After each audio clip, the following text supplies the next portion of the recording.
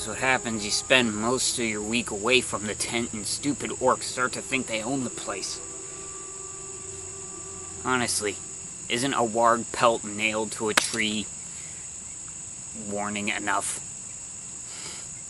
On a more positive note, welcome back to my corner of Wilderland, back to Beorn's tent, and I thought it was time to address a method of archery similar to what I showed in my first tutorial, Archery Basics, but is also smoother, very effective, but can still be pretty tricky to get the hang of. Thankfully, it isn't that hard. It's an adjustment, sure, but it doesn't take too long to learn. The thing that I'm trying to bring out is ways of shooting quickly.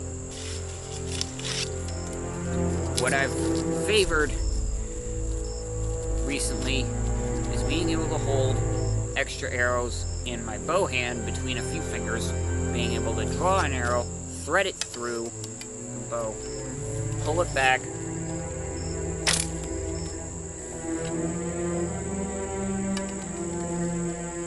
but of course, while doing this, it's actually the reason for all the little dent marks and scratches on the top limb, because sometimes I'll end up pointing it in the wrong direction and it'll poke the bow limb, or even worse, myself. I'll end up poking myself in the arm. I'll end up poking the limb in an attempt to smoothly thread the arrow between the limb and the string so that I can pull it back and shoot quicker. But what I have been working with involves, well, let's just think outside the bow for a second. What? Oh, come on, that's funny. And I literally mean outside the bow, as in this side.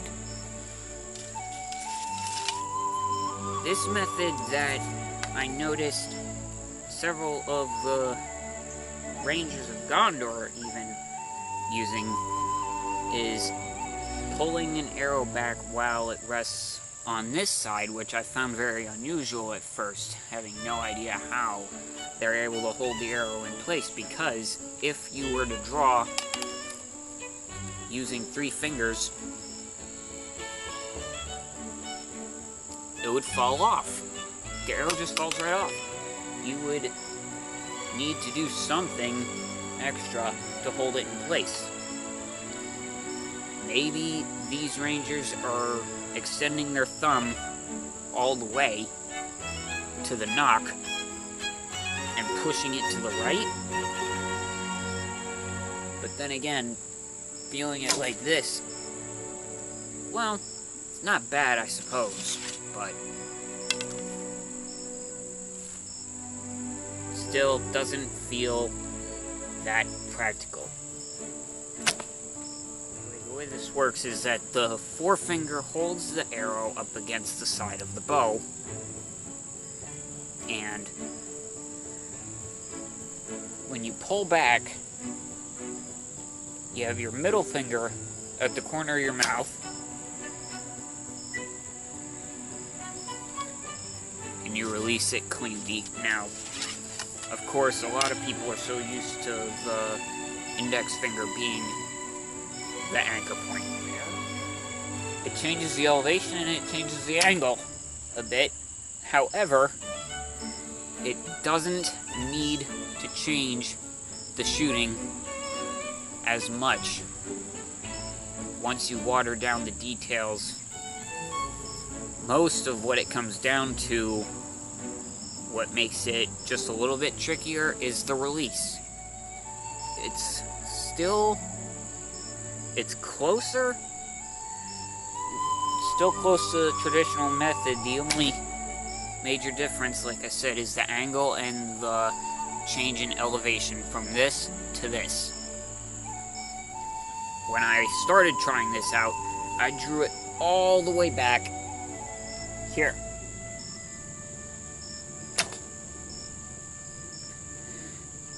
Now, because of the added tension, I got some really hard shots with it. Don't get me wrong. Ow. See that right there? My fingers just slapped me across the face. That was a problem. That's a problem that I had when I was pulling it all the way back to the corner of my jaw. Right.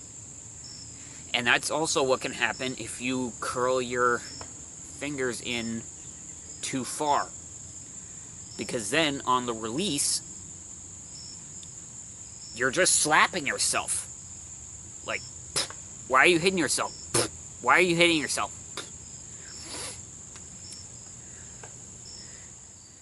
Now, the outside of the bow, when you're talking about shooting, is a perspective thing. It's not a specific part of the bow. It is about perspective. So, when you talk about this traditional grip with the arrow here on the left side, this is considered the inside because it's closer to your body. It's between the bow and yourself. Whereas on the right side, with the same side as your draw hand is, you pull this back. Now it's the outside because the arrow is further away from you. Now if I were to hold the bow with this hand and knock the arrow with this one, now the left side is the outside of the bow. It depends on where you're positioned. So because I am a right-handed archer, and just to clarify, for those of you who keep getting mixed up, if you're a right-handed archer, that means you pull back with your right hand. I used to think that was kind of stupid. I thought that meant that it was the hand that you held the bow with, but apparently not. It's the one that you draw back with. Since I'm a right-handed archer, and I'm left-handed, the outside of the bow is the right side. So when you pull back, you want your fingers to just be touching the corner of your lip there. And you don't use the thumb for anything. Unless, of course,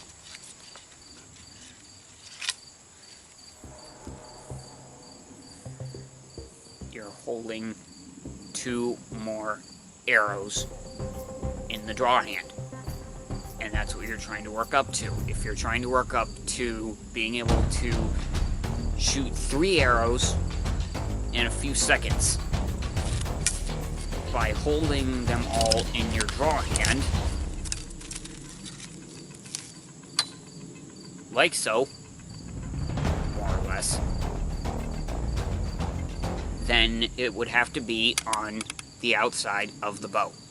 If that's your goal, like it is mine, then you want to treat your hand as if you were holding 2 more arrows by the nock. And so I wouldn't be able to pull my hand back this way, because if I did that, guess what? That would happen.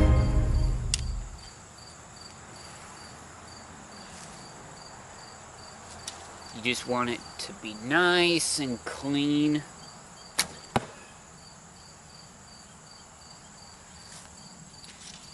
And just parallel to your own tapered jaw. So that's one thing that I noticed, and I know this is gonna seem kind of weird. That's one thing that I love about the human skull, is that the jaw is tapered. From back here, it basically forms a triangle to the chin. So once you have your middle finger right here, then on the release, if you have your hand fall back just alongside it, or alongside your ear even, then it shifts the way that the bowstring is moving, so that way it will adjust the flight pattern of the arrow.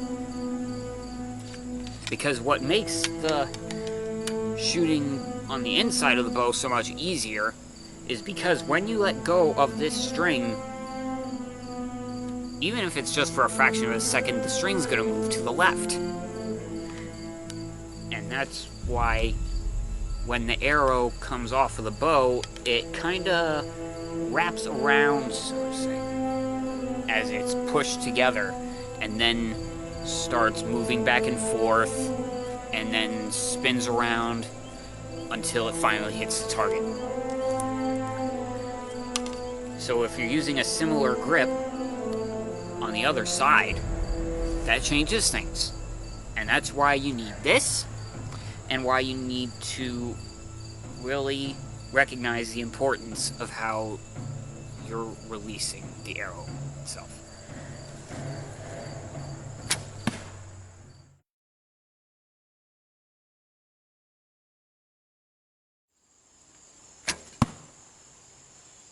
Along with paying attention to the release, make sure that you can see the arrowhead.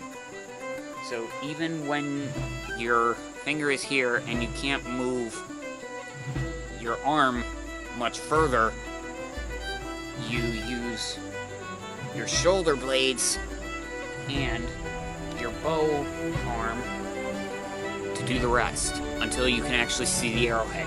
If you can't see the arrowhead, then odds are you're going to mess up your shot. If you look down the arrow in such a way where it looks like the limb and the arrowhead are touching,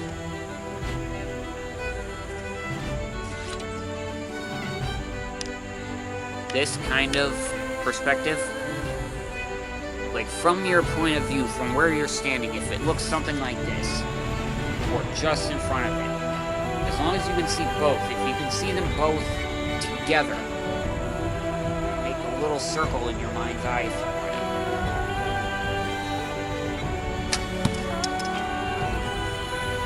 and that can be a big improvement.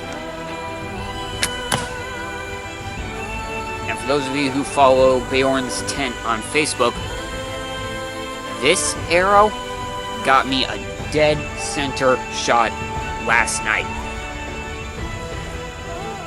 Alright, let's see how this shot turns out. So there is still the struggle of making sure that the arrows fly straight and not veer off to the right, but that can still be pretty easily adjusted. I think there's 3 arrows lying on the ground over there that got knocked out of the target. I'm going to try those again. If they're just hanging there, like a couple of them are, then maybe there wasn't enough power behind it. And that might have been because you weren't pulling it back to full draw, or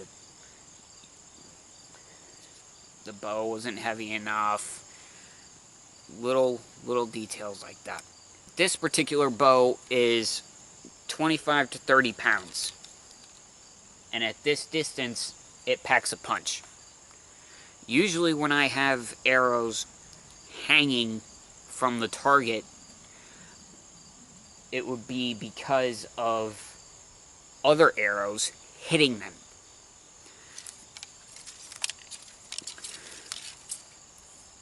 And so then they might just fall right out. But of course, though it's not always on the archer, sometimes you need to break in the target. You really gotta wear it out. Ha! Keeping your shoulders together, raising your elbow up as you do this, and extending your bow arm all the way too, making sure you can see the arrowhead. These little details that do make a difference.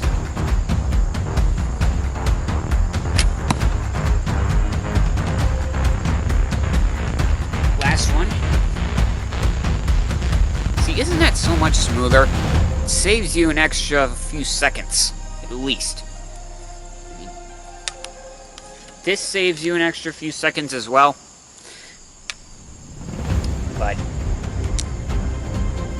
still, it annoys me a lot of times when I see archers load it like this and then have to fumble and switch their grip on the string. I've always hated doing that. And when I started poking the limb and my arm and everything, I thought it was time to switch to the other side. Especially when I realized how much faster it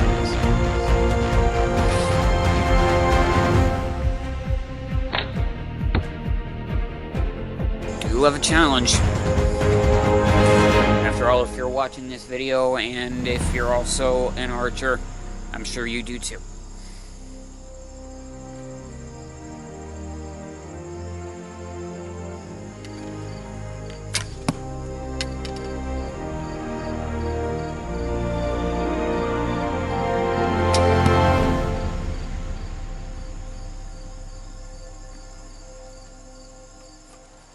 So I hope you've enjoyed this and learned a little something tonight.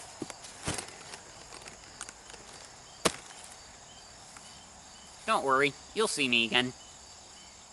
That is, if I let you.